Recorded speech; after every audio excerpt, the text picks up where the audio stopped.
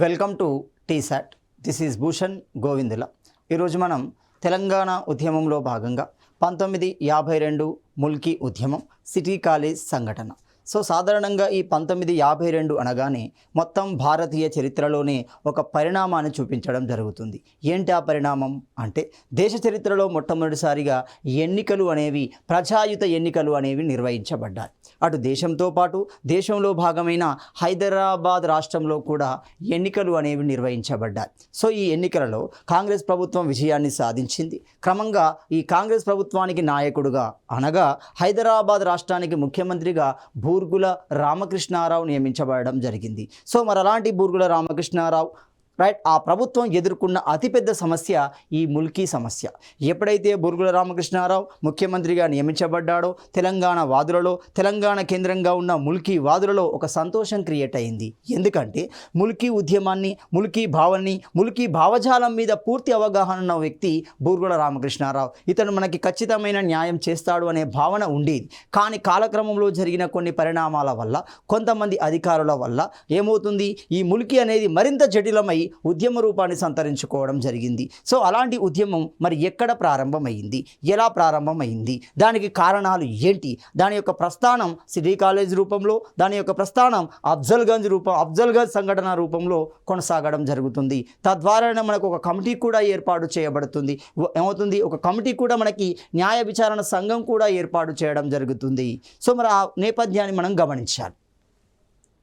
ఇక్కడ ముల్కీ ఉద్యమం 1952 ముల్కీ ఉద్యమము అంటున్నాం. బూర్గుల రామకృష్ణారావు ముఖ్యమంత్రిగా ఉన్న కాలంలో ముల్కీ ఉద్యమ రూపాన్ని సంతరించుకోవడం జరుగుతుంది. అంటే ఈ ముల్కీ అనేది అప్పటి వరకు ఉద్యమాన్ని సంతరించుకుంది. 1933 ఫర్మానా ప్రకారం దానికి ఒక కంప్లీట్ ఇన్ఫర్మేషన్ అనేది, పూర్తి విచారణ అనేది, పూర్తి సమాచారం అనేది ఇవ్వబడింది.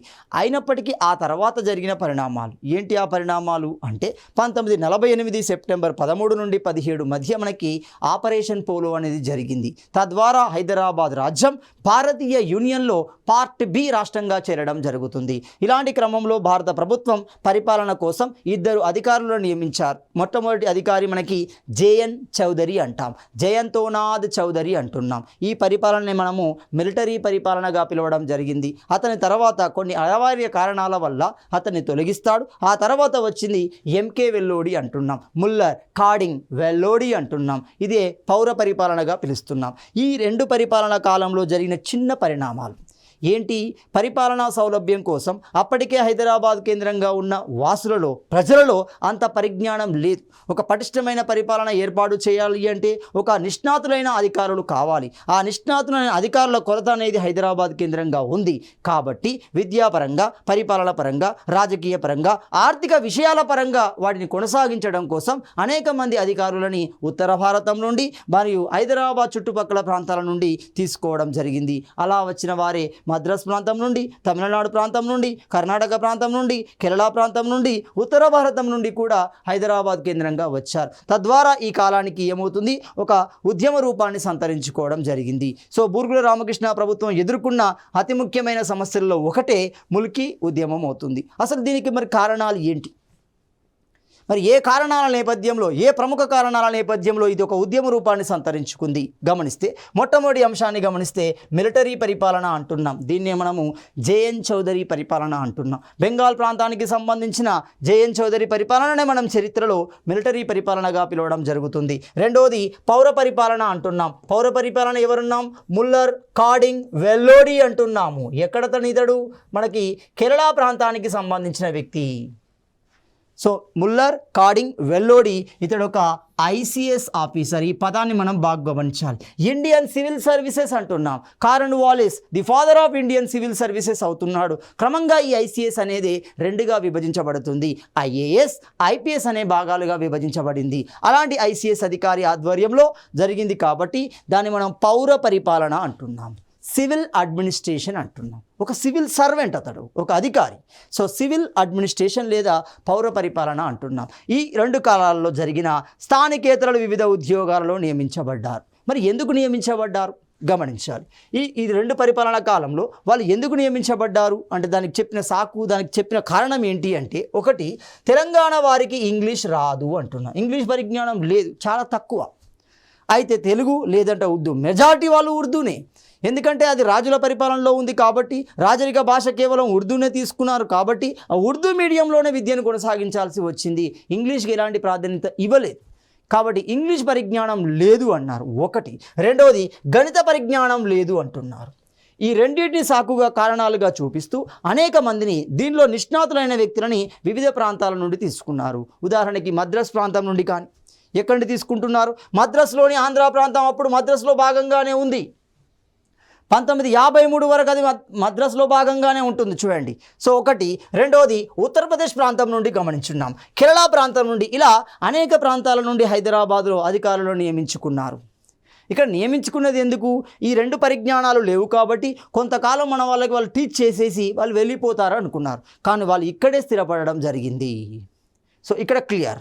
నెక్స్ట్, తీసుకోవడం ద్వారా ఏర్పడిన ఆ వైరుధ్యమే ఉద్యమానికి రెండో కారణంగా కనబడుతుంది. మూడో కారణం ప్రజాప్రభుత్వ కాలంలో జరిగిన బోగస్ ముల్కీ సర్టిఫికెట్లు అంటున్నాం. సో ఇక్కడ క్లియర్గా ఏమనిచ్చారు? మనం చివరిగా గమనిస్తే 7వ నిజాం కాలాన్ని మనం పరిగణలోకి తీసుకోవాలి. 1933 ఫర్మానాన్ని పరిగణలోకి తీసుకోవాలి. ఏముండాలి అక్కడ? 15 సంవత్సరాల స్థిర నివాసం అనేది ఉండాలి. ఉన్నప్పుడే అతన్ని ముల్కీగా పరిగణిస్తాం. మరి దాన్ని వాళ్ళు ఉల్లంఘిస్తూ బోగస్ ముల్కీ సర్టిఫికెట్లను తీసుకురావడం జరిగింది. తద్వారా తాను కూడా స్థానికుడే అనే నిరూపించుకునే ప్రయత్నం చేయడం జరిగింది. సో వీటిని కూడా ప్రభుత్వం అంతా పట్టింపు లేదుగా ఉపయోగించింది. అంటే నిర్లక్ష్యం వహించడం, ఆ సర్టిఫికెట్ను లోతుగా విశ్లేషించకపోవడం, ఏదో చూసి చూడనట్టుగా చేయడం కూడా మూడో కారణంగా గమనించవచ్చు. అంటే ఆ ముల్కీ ఉద్యమ రూపాన్ని సంతరించుకోవడానికి ఇదొక కారణం అవుతుంది. 4వ కారణం, అసలైన కారణం గమనించాలి. ఏంటి అసలైన కారణం? వరంగల్ జిల్లా డివిజనల్ ఇన్స్పెక్టర్ ఆఫ్ స్కూల్గా నియమించబడిన వ్యక్తి. డివిజనల్ ఇన్స్పెక్టర్ ఆఫ్ స్కూల్గా నియమించబడిన వ్యక్తి ఎవరు? పార్థసారథి అంటున్నాము. సో క్లియర్గా ఇతడు నాన్ ముల్కీ అనే విషయం క్లారిటీగా అర్థమవుతుంది. చూడండి, ఇతని యొక్క నిర్ణయం, ఇతని యొక్క ఒపీనియన్ ఏమవుతుంది? నాన్ ముల్కీలకు ఫేవర్గా ఉండడం జరుగుతుంది. అప్పటి వరకే ఉన్న ముల్కీలను తొలగించి వాళ్ళ స్థానంలోకి నాన్ ముల్కీలను తీసుకొచ్చే ప్రయత్నం చేశాడు. అది క్రమంగా వరంగల్ కేంద్రంగా జరగడంతో అది ఒక ఉద్యమ రూపాన్ని, ఒక ఉద్యమానికి కావలసిన ప్రారంభాన్ని ఇవ్వడం జరుగుతుంది. కాబట్టి పార్థసారథి నిర్ణయం అనేది ఉద్యమానికి తక్షణ కారణం అవుతుంది అంటున్నాం. సో మనం 1857 తిరుగుబాటు చూడండి, తూటాలకి పంది కొవ్వు ఆవు కొవ్వు పూయబడింది అనేది తక్షణ కారణం అవుతుంది. ఎన్ఫీల్డ్ రైఫిల్ తూటాలను ఉపయోగించడం తక్షణ కారణం. అలాగే ఇక్కడ 1952 ఉద్యమానికి, సో 1952 ముల్కీ ఉద్యమానికి తక్షణ కారణం ఏంటి అంటే పార్థసారథి తీసుకున్న నిర్ణయం అవుతుంది. సో ఇలా ఈ కారణాల నేపథ్యంలో ఒక ఉద్యమ రూపాన్ని సంతరించుకుంది. మరి ఈ ఉద్యమ రూపం ఎక్కడ సంతరించుకుంది అంటే వరంగల్ కేంద్రంగా సంతరించుకోవడం జరిగింది. సో ఏ విధంగా అది ఉద్యమాన్ని నిర్మించుకుని ఏ విధంగా ఉద్యమాన్ని కొనసాగించింది గమనించాలి. దాన్నే మనం ఏమంటాం? ఉద్యమ గమనం అంటున్నాం. సో ఉద్యమం ఏ విధంగా నిర్మించబడి ఏ విధంగా కొనసాగించబడింది, ప్రజలను ఏ విధంగా సమీకరించగలిగింది, సమస్యను ఏ విధంగా ప్రభుత్వానికి చెప్పగలిగింది, ఆ విషయం మొత్తం మనకి ఉద్యమ గమనంలో ఉండడం జరుగుతుంది. ఉద్యమ గమనంలో భాగంగా పార్థసారథి 1952 జూన్ జూలై నెలలో కేవలం స్పాన్ ఆఫ్ 2 months 2 నెలల కాలంలోనే దాదాపు 180 మంది ఉపాధ్యాయులను బదిలీ చేయడం జరిగింది. సో బదిలీ చేయడమే కాదు, ఆ బదిలీ చేసిన స్థానాలలో నాన్ ముల్కీలను నింపే ప్రయత్నం చేశాడు. అంటే నాన్ ముల్కీలని ముల్కీలుగా చేసే ప్రయత్నం చేశాడు. ఏమని చెప్తున్నాడు? తెలంగాణ వారికి ఇంగ్లీష్ రాదు, తెలంగాణ వారికి గణితం మీద పరిజ్ఞానం లేదు, అందుకే ఈ 180 మందిని రిప్లేస్ చేస్తున్నానని చెప్తున్నాడు.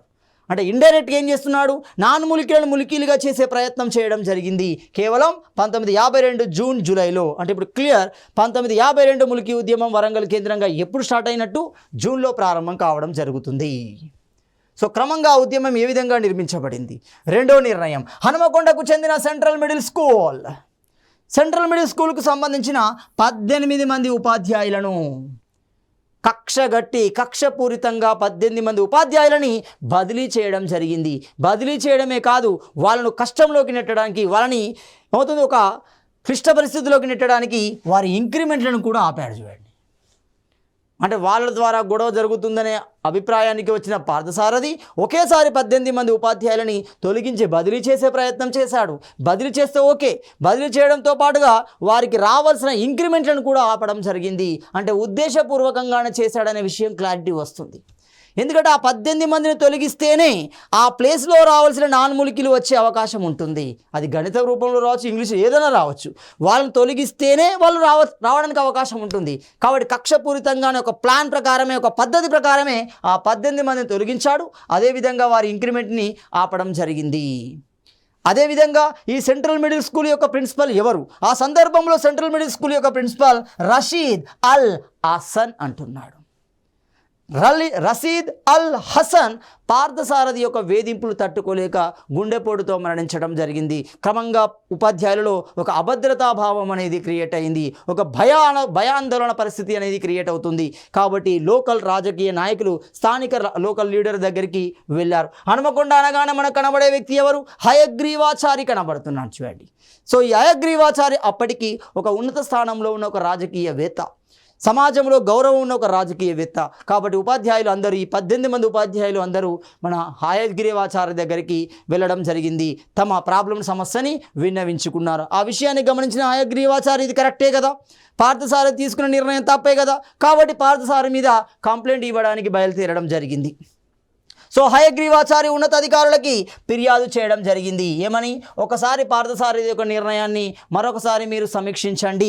అతడు తప్పుడు నిర్ణయాలు తీసుకుంటున్నాడు, తప్పుడు దోవడో వెళ్ళడం జరుగుతుంది, ఉద్దేశపూర్వకంగానే నానములికిలని ములికీలుగా చేసే ప్రయత్నం చేస్తున్నాడు. కాబట్టి ప్రభుత్వం కూడా సీరియస్గా తీసుకుంది. ఎందుకంటే ఒక రాజకీయ నాయకుడు, సో ఒక రాజకీయంగా సమస్య వెళ్తుంది అనే విషయాన్ని గమనించిన ప్రభుత్వం ఆ నిర్ణయం తీసుకోవడం జరిగింది. పార్థసారథి యొక్క నిర్ణయం మీద కమిటీని వేయడం జరిగింది.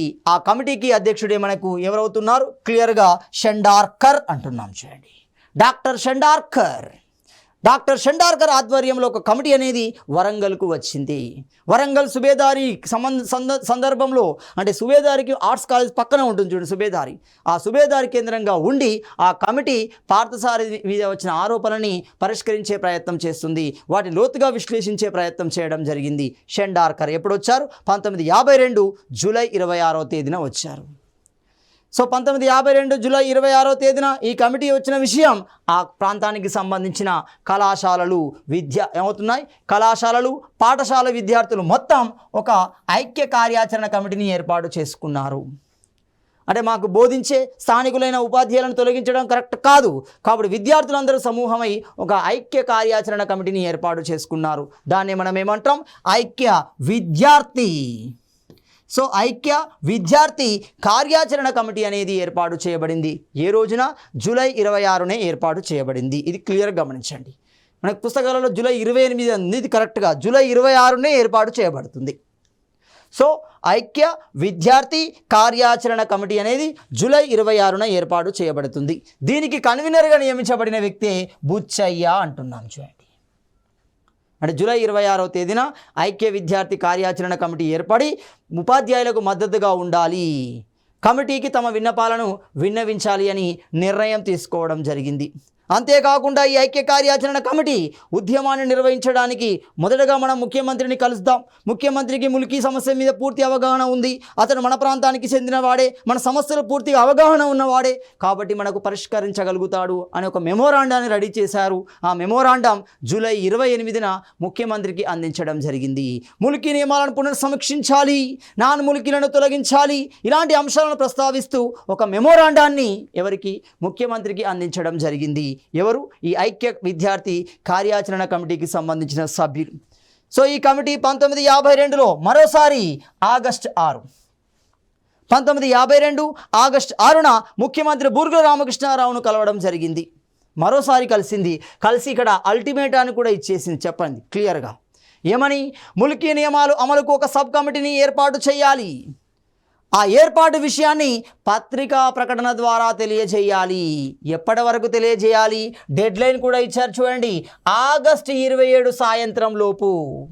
ఒకవేళ ఆగస్టు 27 సాయంత్రం లోపు ఆ సబ్ కమిటీ ఏర్పాటు చేసే విషయాన్ని పత్రికా ప్రకటన ద్వారా తెలియచేయకపోతే మేము సామూహిక ధర్నాకు వెళ్తాము అని చెప్పారు.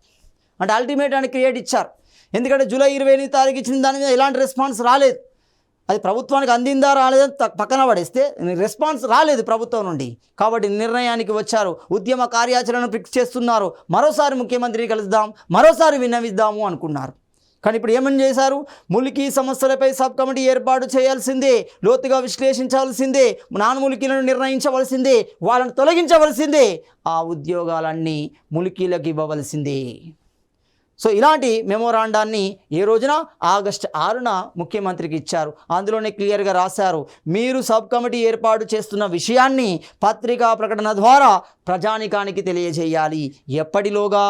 ఆగస్టు 27 లోపు తెలియజేయాలి, లేకుంటే మేము సామూహిక ధర్నాకు వెళ్తాము అన్నారు. బూరుగుల రామకృష్ణరావు కూడా ఆ సమస్యను గుర్తించాడు. ఈ ములికీ సమస్య ఈ రోజుది కాదు, చాలా కాలం నుండి వస్తుంది, ప్రజలకు అన్యాయం జరుగుతుందన్న విషయాన్ని అతడు కూడా గుర్తించాడు. సో గుర్తించి సబ్ కమిటీ ఏర్పాటు చేసే విషయాన్ని కూడా ఆనాటి వరంగల్ కలెక్టర్, ఎవరు ఆనాటి వరంగల్ కలెక్టర్, వరంగల్ ప్రాంతానికి కలెక్టర్గా ఉన్న వ్యక్తి గోవిందరావు దేశపాండే.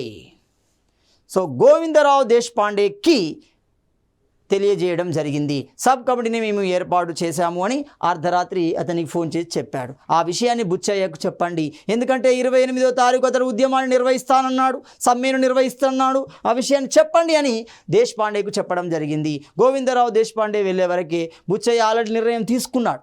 ఎందుకంటే తెల్లారి ఆగస్టు 28 తారీఖు ఉద్యమం నిర్వహించాలి కాబట్టి కావాల్సిన కార్యాచరణ మొత్తం ఫిక్స్ చేసుకున్నారు. దేశపాండే బుచ్చయ్య దగ్గరికి వెళ్ళి, ముఖ్యమంత్రి గారు స్వయంగా మాకు చెప్పారు, సబ్ కమిటీని ఏర్పాటు చేశామని, మీరు చెప్పింది ఆలస్యమైంది, ఎందుకంటే తెల్లారే మేము ఉద్యమ కార్యాచరణ నిర్వహించాం, దాన్ని ఇప్పటికిప్పుడు ఆపడం కుదరదు.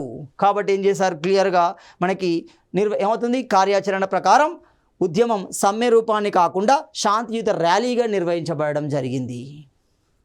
సో బుచ్చయ్య తెల్లారికి నైట్కి నైటే మళ్ళీ చర్చించి ముఖ్యమంత్రి నుండి సానుకూల నిర్ణయం వచ్చింది, సబ్ కమిటీ ఏర్పాటు చేస్తున్నట్లుగా నిర్ణయం కూడా తీసుకోబడింది. కాబట్టి మనం ఉద్యమాన్ని శాంతియుతంగా, ర్యాలీని శాంతియుతంగా నిర్వహించాలి. సో శాంతియుత ర్యాలీ అనేది నిర్వహించబడడం జరిగింది. సో ఆగస్టు 28, 29వ తేదీల్లో కొంతమంది విద్యార్థులు, మరికొంతమంది విద్యార్థులు ర్యాలీని నిర్వహించారు. ర్యాలీ నిర్వహించిన ఆ విద్యార్థి సమూహం పైన లాఠీ చార్జ్ అనేది జరిగింది. అనేక మంది గాయాల పాలు కావడం జరిగింది.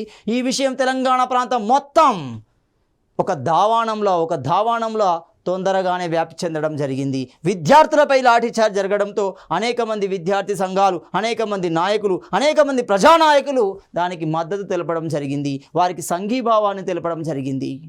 సో మొత్తంగా ఆగస్టు 28, 29వ తేదీలో జరిగిన సంఘటన వలన విద్యార్థుల లాఠీచార్జ్ మీద అనేక ర్యాలీలు అనేవి రాష్ట్ర వ్యాప్తంగా కొనసాగడం జరుగుతుంది. తెలంగాణ నలుమూలలో అంటే హైదరాబాద్, మహబూబ్ నగర్, ఇల్లందు, ఖమ్మం, వరంగల్ వంటి అనేక ప్రాంతాలలో వీరికి మద్దతుగా, వీరికి సంఘీభావాన్ని తెలియజేస్తూ వాళ్ళు ర్యాలీలు కూడా నిర్వహించడం జరిగింది. సో క్లియర్గా గమనిస్తే ఆ ర్యాలీలు నిర్వహించే క్రమంలోనే ఆగస్టు 27న ములికీ సమస్యపై బహిరంగ సభని, సో ఆగస్టు 27 డెడ్లైన్ ఇచ్చాడు కదా, అదే రోజున బహిరంగ సభను కూడా నిర్వహించారు. ఎవరు? సికింద్రాబాద్ మేయర్ ఎవరు? డాక్టర్ తిమ్మరాజు సికింద్రాబాద్ కేంద్రంగా బహిరంగ సభను నిర్వహించి ములికీ సమస్యలు ప్రస్తావించడం జరిగింది. విద్యార్థి ఉద్యమానికి తన సంఘీభావాన్ని, తన మద్దతును ప్రకటించడం జరిగింది. దీంతో మరింత ఉత్సాహం విద్యార్థులు కలిగింది. క్రమంగా హైదరాబాద్ కేంద్రంగా ఉద్యమ కార్యాచరణ అనేది నిర్మించబడింది. సో ఆ ఉద్యమ కార్యాచరణలో భాగంగానే ఆగస్టు 31వ తేదీన సైఫాబాద్ కాలేజీ నుండి అబిడ్స్ వరకు విద్యార్థులు గొప్ప ర్యాలీ నిర్వహించడానికి నిర్ణయం తీసుకున్నారు. సో ఆ నిర్ణయంలో భాగంగానే ఆ ర్యాలీ అనేది నిర్వహించబడింది. గొప్ప చైతన్యానికి కారణమవుతుంది. తెలంగాణ ప్రజానికంలో ములికీ సమస్య మళ్ళీ ప్రస్తావనకు వచ్చింది, మళ్ళీ చర్చకు రావడం జరిగింది. చాలామంది తెలంగాణ ప్రజానికం అసలు ఈ ములికీ ఏంటి, ములికీలో అంశం ఏంటి, ములికీ యొక్క లోతైన విశ్లేషణ కోసం అందరూ ఆసక్తి చూపించారు. అంటే మొత్తంగా ఆగస్టు 31న సైఫాబాద్ నుండి అబిడ్స్ వరకు ర్యాలీ అనేది నిర్వహించబడింది. ఆ ర్యాలీ నిర్వహించబడిన సందర్భంలో విద్యార్థులు అనేక రకాల నినాదాలు కూడా ఉపయోగించారు. ఆ నినాదాల యొక్క అర్థాన్ని గమనిస్తే ములికీ యొక్క లోతైన విశ్లేషణ అర్థమవుతుంది. మరి ఇలాంటి నినాదాలను ఉపయోగించడం జరిగింది. గమనిస్తే అందులో మొట్టమొదటి నినాదం మనం గమనిస్తే నాన్ ములికీ గో బ్యాక్ అంటున్నాం. అంటే ఎవరైతే ములికీలు కారో, ఎవరైతే బోగస్ రూపంలో వచ్చారో, ఎవరైతే నాన్ ములికీలుగా వచ్చారో వాళ్ళు మీ ప్రాంతాలకు వెళ్ళండి, నాన్ ములికీ గో బ్యాక్ అంటారు. రెండో నినాదాన్ని గమనిస్తే గైరీ ములికీ గో బ్యాక్ అంటున్నారు. మూడో నినాదాన్ని గమనిస్తే గోంగూర పచ్చడి గో బ్యాక్ అంటున్నాం. ఈ సాంప్రదాయం ఏ ప్రాంతానికి సంబంధించింది? సో ఆ గోంగూర పచ్చడి గో బ్యాక్, ఆ సాంప్రదాయాన్ని కలిగిన వ్యక్తులు మీరు నాన్ముల్కీలే, మీ ప్రాంతానికి మీరు వెళ్ళండి. సో గోంగూర పచ్చడి గో బ్యాక్ అంటున్నారు మూడో నినాదం. నాలుగో నినాదాన్ని గమనిస్తే ముల్కీ జిందాబాద్. సో ఈ ఉద్యమం యొక్క లక్ష్యం ఏంటి? ఈ ఉద్యమం యొక్క ప్రధాన డిమాండ్ ఏంటిది? ముల్కీలకు న్యాయం జరగాలి అంటే నాన్ ముల్కీలను పంపించాలి. సో ముల్కీ జిందాబాద్ అంటున్నారు. 4. 5 ఇడ్లీ సాంబార్ గో బ్యాక్. ఈ సాంప్రదాయం తెలంగాణ సాంప్రదాయం కాదు, హైదరాబాదీ సాంప్రదాయం కాదు, ఇది కొత్త సాంప్రదాయం. కొత్త వారు ఇక్కడ ప్రవేశపెట్టడం జరిగింది. అంటే వాళ్ళు ఏమవుతారు? నాన్ ముల్కీలు అవుతారు. కాబట్టి ఇడ్లీ సాంబార్ గో బ్యాక్ అంటున్నారు. నెక్స్ట్ నినాదాన్ని గమనిస్తే స్టూడెంట్ యూనియన్ జిందాబాద్ అంటున్నాం. ఎందుకంటే ఈ ఉద్యమాన్ని, ఈ ముల్కీ సమస్యని ప్రస్తావించింది ఎవరు? ఐక్య విద్యార్థి కార్యాచరణ కమిటీ కన్వీనర్ బుచ్చయ్య. సో ఇలాంటి నినాదాలను ఉపయోగించి ఉద్యమాన్ని ఉధృతంగా కొనసాగించే ప్రయత్నం చేశారు. ఇలాంటి ప్రయత్నంలో భాగంగానే సో ఈ ప్రయత్నం కొనసాగుతున్న సందర్భంలోనే చించోలి గ్రామానికి సంబంధించిన చించోలి ఎమ్మెల్యే ఎవరు? జి రామాచారి. సో ఈ జి రామాచారి ఒక సంస్థను ఏర్పాటు చేయడం జరిగింది. ఆ సంస్థని మనం ఏమంటాం? హైదరాబాద్ హితరక్షణ సమితి అంటున్నాము. హైదరాబాద్ హితాన్ని, మంచిని కోరుకునే సమితి. మంచి అంటే ఏమవుతుంది? ముల్కీని కోరుకునే సమితి అంటున్నాం. ఒక సంస్థను ఏర్పాటు చేశాడు. హైదరాబాద్ హిత రక్షణ సమితిని ఏర్పాటు చేసింది జి రామాచారి. ఏ సందర్భం? 1952 ఆగస్టు నెలలో ఏర్పాటు చేయడం జరుగుతుంది. సో కొనసాగుతుంది ఉద్యమం. ఈ సందర్భంలోనే ఏర్పాటు చేశాడు చించోలి ఎమ్మెల్యే జి రామాచారి. ఏర్పాటు చేయడమే కాకుండా విద్యార్థుల ఉద్యమానికి తన పూర్తి మద్దతును ప్రకటించడం జరిగింది. ఎవరు? జి రామాచారి. అదేవిధంగా సెప్టెంబర్ 2వ తేదీన హైదరాబాద్ పోలీస్ కమిషనర్.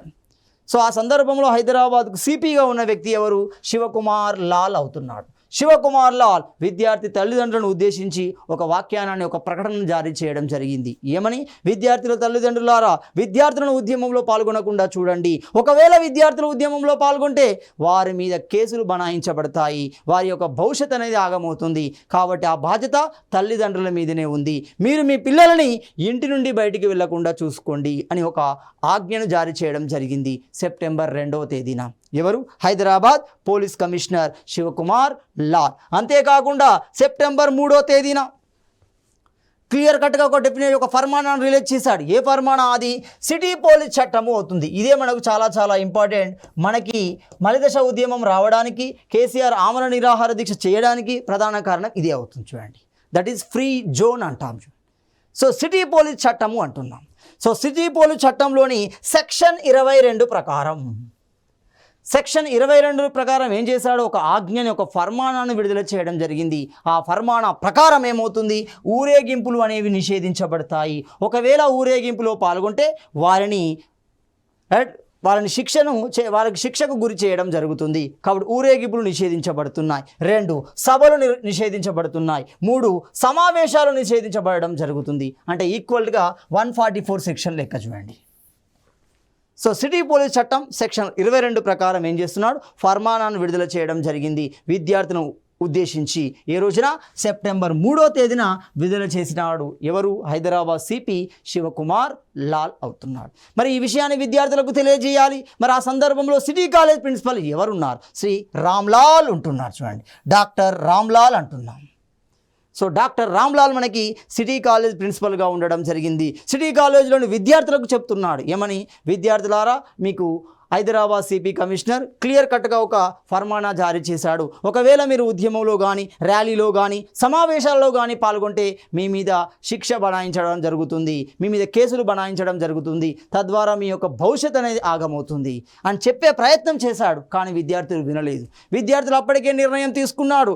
ఐక్య విద్యార్థి సంఘానికి, ఆ సంఘం యొక్క డిమాండ్కు వాళ్ళు కట్టుబడి ఉన్నారు. ఉద్యమం నిర్వహించాల్సిందే, ర్యాలీ నిర్వహించాల్సిందే, ప్రజా చైతన్యం నిర్వహించాల్సిందే అని విద్యార్థులు ఒక విషయానికి రావడం జరిగింది.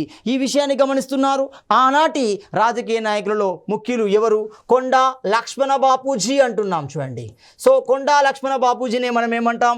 తెలంగాణ కురువృద్ధుడు అంటున్నాం. చూడండి, ఇతనే సింపుల్గా మనము బాపూజీ అంటున్నాం. టీఆర్ఎస్ పార్టీ ఏర్పడిన సందర్భంలో దానికి తన ఇంటినే దానంగా ఇచ్చిన వ్యక్తి కొండా లక్ష్మణ బాపూజీ అంటున్నాం. తెలంగాణ కేంద్రంగా పద్మశాలి అసోసియేషన్ను క్రియేట్ చేశాడు. వారి అభివృద్ధికి పాటుపడిన వ్యక్తి కొండా లక్ష్మణ బాపూజీ. తొలి మలిదశ తెలంగాణ ఉద్యమంలో క్రియాశీలక పాత్ర పోషించిన వ్యక్తి కొండా లక్ష్మణ బాపూజీ. అతని యొక్క నివాసాన్ని మనం ఏమంటాం? జలదృశ్యము అంటున్నాం. ఈ పేరులోనే ఉంది చూడండి, జలదృశ్యము అంటున్నాం. చూడండి, జలదృశ్యము అంటున్నాం.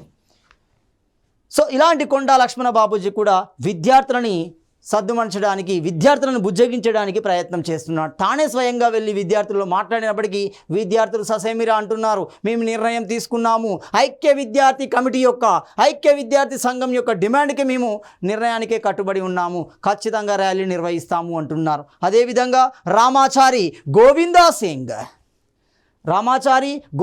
సింగ్, మహాదేవ్ సింగ్, కార్మిక నాయకుడు మహాదేవ్ సింగ్, ఇలాంటి వ్యక్తులు కూడా విద్యార్థులను బుజ్జగించే ప్రయత్నం చేశారు. విద్యార్థులారా, మీరు ఉద్యమానికి వెళ్ళకండి, మేము స్వయంగా ప్రభుత్వంతో మాట్లాడతాము, మీకు అనుకూలమైన నిర్ణయం వచ్చేటట్టుగా మేము ప్రయత్నిస్తాము అని చెప్పారు. కానీ మీ మీద మాకు ఎలాంటి నమ్మకం లేదు, ఎందుకంటే అన్ని సమస్యలు తెలిసిన వ్యక్తే ముఖ్యమంత్రిగా అయ్యాడు, అలాంటి వ్యక్తే ఇలాంటి విషయాలు పట్టించుకోవడం లేదు, కాబట్టి మేము నిర్ణయం తీసుకున్నాము, మేము ఉద్యమం నిర్వహించాల్సిందే, ర్యాలీ నిర్వహించాల్సిందే అని విద్యార్థులు ప్రయత్నం చేయడం జరిగింది. ఆ ప్రయత్నంలో భాగంగా జరిగింది సిటీ కాలేజ్ సంఘటన. ఇంతమంది బుజ్జగించినప్పటికీ విద్యార్థులు నిర్ణయం తీసుకున్నారు, ర్యాలీ నిర్వహించారు. అలాంటి ర్యాలీ ఎక్కడ నిర్వహించబడింది? సెప్టెంబర్ 3వ తేదీన. శివకుమార్ లాల్ ఫర్మానాను వ్యతిరేకిస్తూ, రాజకీయ నాయకుల బుజ్జగింపులను వ్యతిరేకిస్తూ విద్యార్థులు సిటీ కాలేజ్ పత్తర్ అంటే రాయి అవుతుంది చూడండి, దాన్ని మనము గ్రాండ్ ట్రంక్ రోడ్ అంటాం చూడండి, అంటే తారు వేయబడిన రోడ్డును మనం ఏమంటాం? గ్రాండ్ ట్రంక్ రోడ్ అంటాం. సో సిటీ కాలేజ్ పత్తర్ఘాట్ సమీపంలో విద్యార్థులు ర్యాలీ నిర్వహిస్తున్నారు. శాంతియుతమైన ర్యాలీ నిర్వహించడం జరుగుతుంది.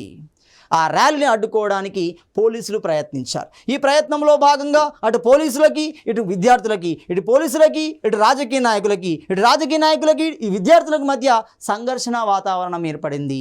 ఆ సంఘర్షణ వాతావరణంలో భాగంగా విద్యార్థులు పోలీసుల మీద రాళ్ళు విసిరడం, పోలీసులు విద్యార్థుల మీద లాఠీ చార్జ్తో పాటుగా బాష్పవాయువులు ఉపయోగించారు, కాల్పులను ఉపయోగించడం జరిగింది. తద్వారా అది ఒక రణరంగంగా మారిపోయింది. అదే మనకు చరిత్రలో సిటీ కాలేజ్ సంఘటనగా పిలువబడుతుంది. సో ఈ సిటీ కాలేజ్ సంఘటనకు సంబంధించి ఖచ్చితమైన వివరణ లేదు. ఇక్కడ క్లియర్గా గమనించండి. ఖచ్చితంగా 147 మంది చనిపోయారంటే, దెబ్బలు తాకినాయంటే కాదు, 4 చనిపోయారంటే కాదు, ఆ రోజు చనిపోలే వాళ్ళు. ఆ లాఠీ చార్జ్ తీవ్రత వల్ల, ఆ బుల్లెట్ల తీవ్రత వల్ల 2 రోజుల తర్వాత మరణించారు చూడండి. అంటే మొత్తంగా మనకున్న సమాచారం ప్రకారం గమనిస్తే ఈ కాల్పులలో దాదాపుగా 147 మంది తీవ్రంగా గాయపడడం జరిగింది. దాదాపు 3 నుండి 4 వ్యక్తులు మరణిస్తున్నారు. ఆ మరణించిన వ్యక్తులు ఎవరు? విద్యార్థులు కారు. ఇది క్లియర్. అంటే సాధారణ కార్మిక వర్గాలకు సంబంధించిన వ్యక్తి, చిన్న చిన్న ఉద్యోగాలు చేసుకునే వ్యక్తులు కూడా ఇందులో పాలు పంచుకున్నారు. అంటే చూడండి, ముల్కీ సమస్య ఎంత ప్రజానికాన్ని ప్రభావితం చేసిందో. ఒక రిక్షా కార్మికుడు, ఒక ఆటో వాలా, అలాంటి వ్యక్తులు కూడా ఇందులో పాలు పంచుకున్నారు. ఆ చనిపోయిన వ్యక్తుల్లో వాళ్ళు కూడా కనబడతారు మనకి. సో దీన్ని మనం చరిత్రలో ఏమంటున్నాం? సిటీ కాలేజ్ సంఘటన అంటున్నాం. అంటే ఇప్పుడు సిటీ కాలేజ్ సంఘటన అంటే ఎప్పుడు? 1952 సెప్టెంబర్ 3వ తేదీన. ఇలా మనకు సిటీ కాలేజ్ సంఘటన అనేది చరిత్రలోకి రావడం జరుగుతుంది. సెప్టెంబర్ 4వ తేదీన అఫ్జల్గంజ్ వద్ద కూడా విద్యార్థులు ర్యాలీ నిర్వహించారు.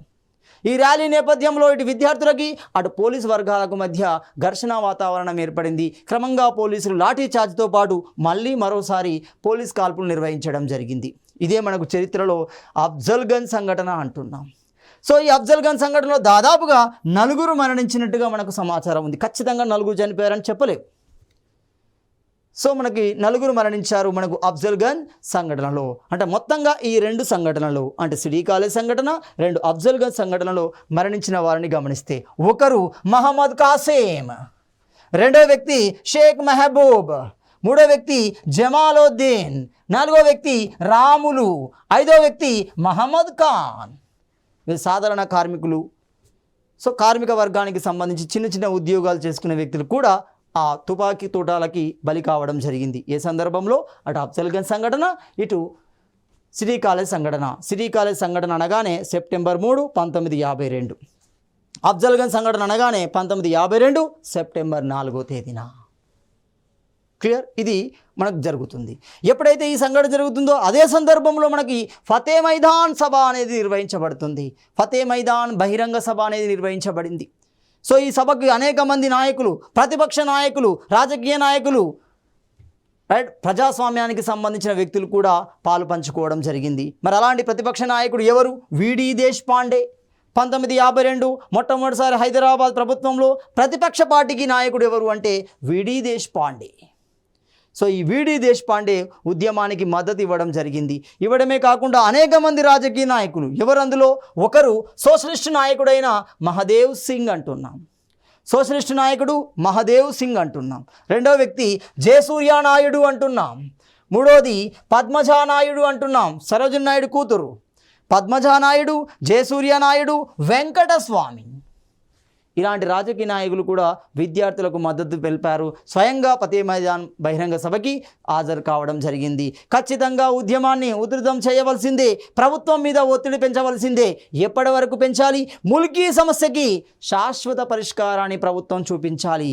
ఏ రూపంలో చూపించగలుగుతుంది? సబ్ కమిటీని ఏర్పాటు చేస్తేనే ఆ డిమాండ్ అనేది నెరవేరుతుంది. కాబట్టి సబ్ కమిటీ ఏర్పాటు చేయవలసిందే. అప్పటి వరకు ప్రభుత్వం మీద ఒత్తిడి పెంచవలసిందే. ఆ పెంచే కార్యక్రమం చేయడం జరుగుతుంది. ఈ పెంచే కార్యక్రమంలో భాగంగానే సెప్టెంబర్ 5 అంటున్నాం. సెప్టెంబర్ 5 ముఖ్యమంత్రి బూర్గుల రామకృష్ణారావు శ్రీకృష్ణదేవరాయ భాషా నిలయానికి సంబంధించి ఎప్పుడు ఏర్పడింది? ఇది 1901లో సుల్తాన్ బజార్ కేంద్రంగా ఏర్పాటు చేయబడింది. రైట్, ఈ సుల్తాన్ బజార్ కేంద్రంగా గ్రంథాలయ ఉద్యమాలలో భాగంగా ఏర్పడిన మొదటి గ్రంథాలయంగా మనం భావించవచ్చు. సో ఈ శ్రీకృష్ణదేవరాయ భాషా నిలయం యొక్క స్వర్ణోత్సవాలకి ముఖ్యమంత్రి స్వయంగా హాజరయ్యారు. సో ముఖ్యమంత్రి హాజరైన విషయం విద్యార్థులకు తెలిసింది. క్రమంగా అతని కాన్వాయ్ మీద దాడి చేయడం జరిగింది. పెట్రోల్తో కూడా దాన్ని కాల్చే ప్రయత్నం కూడా చేశారు. అంటే మొత్తంగా ఒక ఘర్షణ వాతావరణాన్ని క్రియేట్ చేయడం జరిగింది. తమ పూర్తి వ్యతిరేకతను చెప్పే ప్రయత్నం చేశాడు. కానీ ముఖ్యమంత్రి ఏమనుకుంటున్నాడు? ఇది ప్రతిపక్ష నాయకులు, మా రాజకీయం గిట్టని నాయకులు సృష్టిస్తున్న సమస్యగా భావించాడు. కానీ ఎప్పుడైతే ఈ విషయం జరిగిందో, ఈ సంఘటన జరిగిందో, విద్యార్థుల నుండి అతడు అనుకోని ఒక పరిణామం జరిగిందో, అప్పుడు ఒక క్లారిటీకి వచ్చాడు. హడావిడిగా ముల్కీ సమస్యను పరిష్కరించాల్సింది. ఆ పరిష్కారం కోసం ఒక కమిటీని ఏర్పాటు చేయడానికి సిద్ధపడడం జరుగుతుంది. ఇలాంటి సందర్భంలోనే మొదటిది ముల్కీ నిబంధనల పరిశీలన కోసం ఒక మంత్రివర్గ ఉపసంఘాన్ని ఏర్పాటు చేస్తున్నట్లు ప్రకటించాడు. ఎప్పుడు? 1952 సెప్టెంబర్ 7వ తేదీన. 1952 సెప్టెంబర్ 7వ తేదీన ముల్కీ నిబంధనల పరిశీలన కోసం మంత్రివర్గ ఉపసంఘాన్ని ఏర్పాటు చేశాడు. మరి ఈ మంత్రివర్గ ఉపసంఘంలో ఎంతమంది సభ్యులు ఉన్నారు అంటే మొత్తంగా 4 సభ్యులు కనబడుతున్నారు. మరి ఎవరు ఆ 4 సభ్యులు? అందులో మొట్టమొదటి వ్యక్తి కేవీ రంగారెడ్డి. తెలంగాణ ప్రాంతానికి సంబంధించిన ముఖ్యమైన నాయకులలో, రాజకీయ నాయకులలో, బలమైన రాజకీయ నాయకులలో కేవీ రంగారెడ్డి ఒకరు. 2 డాక్టర్ మేల్కోటి అంటున్నాం. పూల్చంద్ ప్రేమ్చంద్ గాంధీ అంటున్నాం. 4 నవాజ్ జంగ్ అంటున్నాం. నవాజ్ జంగ్, కేవీ రంగారెడ్డి, డాక్టర్ మేల్కోటి, పూల్చంద్, ప్రేమ్చంద్ గాంధీ, నవాజ్ జంగ్ అంటున్నాం. ఇలా 4 ఇందులో సభ్యులుగా ఉండడం జరుగుతుంది. మొత్తంగా మంత్రివర్గ ఉపసంఘాన్ని క్రియేట్ చేస్తున్నాడు 1952 సెప్టెంబర్ 7వ తేదీన. దీని యొక్క ఉద్దేశం ఏంటి? ముల్కీ నియమాలని అమలు చేయడానికి సాధ్యం ఎంత ఉంది, అసలు సాధ్యాసాధ్యాలను పరిశీలించడం కోసం ఈ కమిటీ ఏర్పాటు చేయబడింది. అప్పటికే 2 జరిగాయి. September 3, September 4 city college Afzalgunj సంఘటన 2 జరిగాయి. ఇక్కడ విషయాన్ని గమనించండి. ఈ రెండిట్లో తప్పు ఎవరిది? పోలీసుల తప్ప, విద్యార్థుల తప్ప, రాజకీయ నాయకుల తప్ప?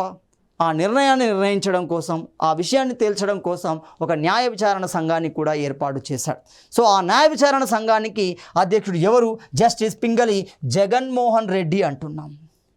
జస్టిస్ పింగళి జగన్మోహన్ రెడ్డి కమిటీ ఎప్పుడు ఏర్పడింది? 1952 సెప్టెంబర్ 5వ తేదీన ఏర్పాటు చేయబడింది. జస్టిస్ పింగళి జగన్మోహన్ రెడ్డి కమిటీ, న్యాయ విచారణ కమిటీ దేని మీద ఏర్పడింది? అటు సిటీ కాలేజ్, ఇటు అఫ్జల్గంజ్ సంఘటన మీద వేయబడిన కమిటీయే, న్యాయ విచారణ కమిటీనే పింగళి జగన్మోహన్ రెడ్డి. అతని యొక్క autobiography the judiciary I served. The judiciary I సర్వ్డ్లో ఆ విషయాలు క్లియర్గా ఉన్నాయి. నేనేం చేశాను, ఏ విధంగా దాన్ని ప్రయత్నం చేశాననే విషయం అందులో క్లియర్గా చెప్తాడు. అంటే సింపుల్గా ఈ కమిటీ తన నివేదికని 1952 డిసెంబర్ 28న అందించడం జరుగుతుంది.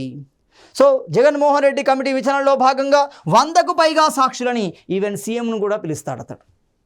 న్యాయ విచారణ సంఘానికి అంత పవర్ ఉంటుంది చూడండి. సో జ్యుడిషియల్ కమిషన్కి అంత పవర్ ఉంటుంది, ఎవరినైనా పిలవచ్చు. అంటే అందులో ఎవరెవరు పిలిచాడు? ముఖ్యమంత్రి బూర్గుల రామకృష్ణారావు, పోలీస్ కమిషనర్ శివకుమార్ లాల్, పార్థసారథి, మోనప్ప, రామ్లాల్, సుందరం పిల్లై వంటి 100 మంది సాక్షులని విచారించి పూర్తి నివేదికని ఎప్పుడు డిసెంబర్ 28, 1952లో ఇవ్వడం జరిగింది. ఈ విషయాలన్నీ మనకి ఎక్కడ అర్థమవుతున్నాయి అంటే పింగళి జగన్మోహన్ రెడ్డి యొక్క ఆటోబయోగ్రఫీ ది జ్యుడిషియరీ ఐ సర్వ్లో చెప్తున్నారు. ఇలా 1952లో ముల్కీ అనేది ఒక ఉద్యమ రూపాన్ని సంతరించుకోవడం జరిగింది.